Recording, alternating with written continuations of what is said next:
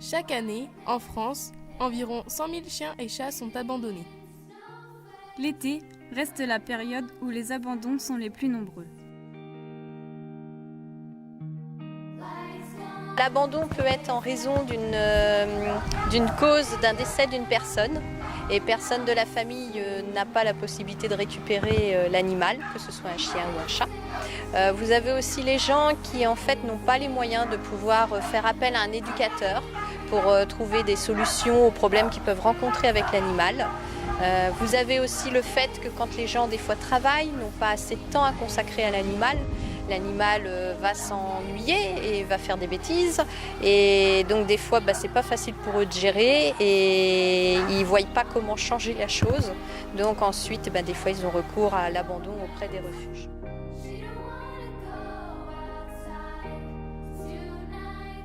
À ce jour, en France, il existe 56 refuges de la SPA.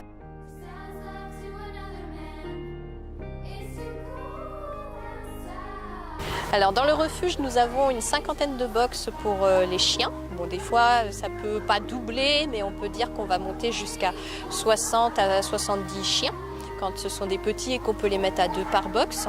Et après, au niveau des chats, ça peut y avoir une moyenne de 100 chats et on peut aller malheureusement jusqu'à 150 en période très forte.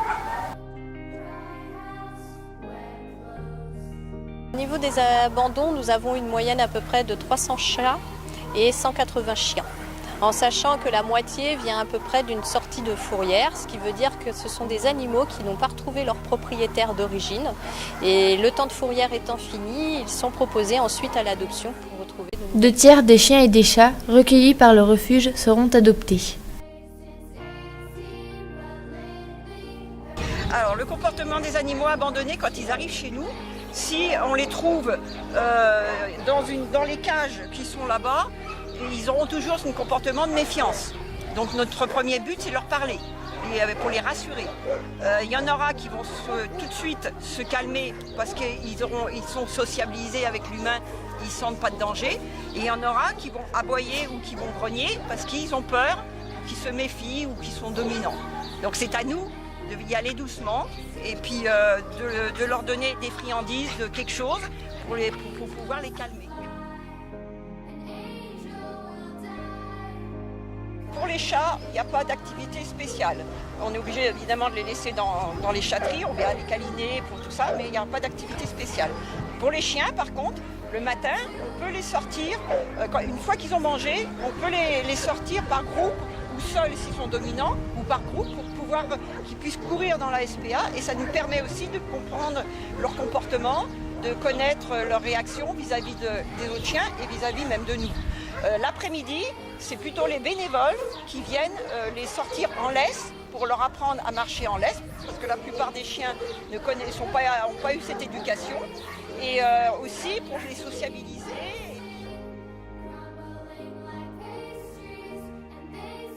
L'abandon d'un animal est un délit puni par la loi. Jusqu'à 2 ans d'emprisonnement et 30 000 € d'amende. Mais combien le savent ? Alors contre l'abandon, au moment où les gens nous contactent pour dire qu'ils ne peuvent plus assumer l'animal, que ce soit un chien ou un chat, donc souvent ils nous contactent déjà par téléphone, on essaye déjà de les sensibiliser sur des possibilités d'éducation.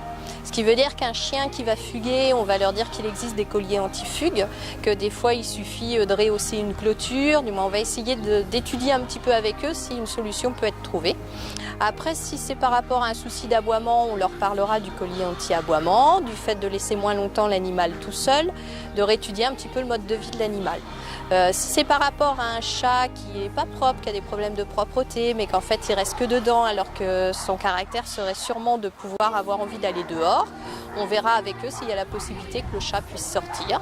Après, vous avez aussi comme solution qu'on leur donne le fameux diffuseur à base de phéromones qui aide à temporiser un petit peu le caractère de l'animal, à l'apaiser, à se rassurer pendant un certain temps. Parce qu'ils ne ressemblent plus à une peluche, maintenant qu'ils ont grandi. Parce qu'ils sont trop vieux et qu'ils coûtent cher en médicaments.